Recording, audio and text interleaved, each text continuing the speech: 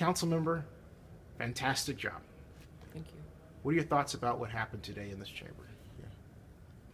I believe we've begun a very serious and necessary conversation in understanding the underpinnings of what is a national conversation, right? Oakland is part of a national conversation. We're not divorced from our parent body. And we continue to experience what Condoleezza Rice calls our birth defect. And we have to understand what that means. Oakland is a wonderful, beautiful, integrated and diverse community, series of communities. We are more integrated than almost anywhere else in the nation and certainly in the world, both in terms of ethnicity and religion, gender identification, African Americans of esteem. We have a lot of the right stuff, and yet we suffer from systemic disinvestments in certain communities. We suffer from this government's failure, and I mean government in the broadest sense, failure to really address poverty and inequality. Right. And that is showing up in law enforcement and the criminal justice system. So today, we wanted to start with that particular part of the conversation. What can Oakland do? What have we learned in Oakland because of our own past failures that will not only heal our own communities, but will actually contribute in a positive way to the national dialogue? And I believe we've started it today. Our protesters, our activists were welcomed and agendized to come into this chambers and to speak their hearts and minds. They didn't have to shout. They weren't given a free speech zone. They were welcomed in an official meeting established just for them. This, to me, honors their work. It honors the issue, and it says that your local government really wants to be responsive to your needs and concerns. Secondarily to that is, I'm going to make up some numbers, so these are not to be statistically correct. Mm-hmm. But let's say 25% of the community knows this issue and lives it. That means 75% of the community doesn't know it, doesn't get it, doesn't understand it, doesn't understand why people are protesting in the street, and they might be led to believe that it's just folly.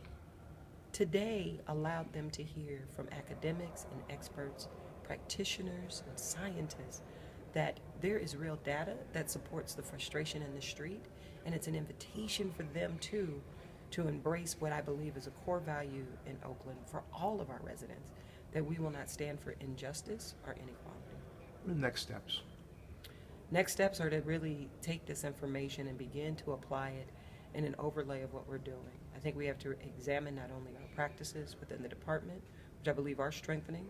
We had the chief today both apologize for past failures, but also make a solid commitment to integrating the community's concerns as we move forward.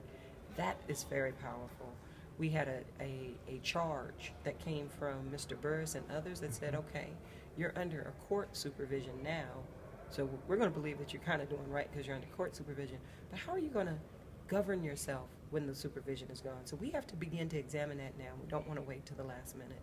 We need to examine and rigorously debate civilian oversight of the department. That was another clarion call from this body. And we will be supporting Congresswoman Lee on several of the initiatives that she's put forward. We also had an invitation from Assemblyman Banta to support several things that he sponsored, co-sponsored, supports, so that we can look at statewide, federal, and local reforms. And quite clearly, we're going to have to do a lot more in deep conversation with the county, because numerous speakers talked about this link as it relates to the district attorney's office and the county supervision. So I should add that Supervisor Carson said on camera that they are recording the comments at the county website, just FYI. Wow.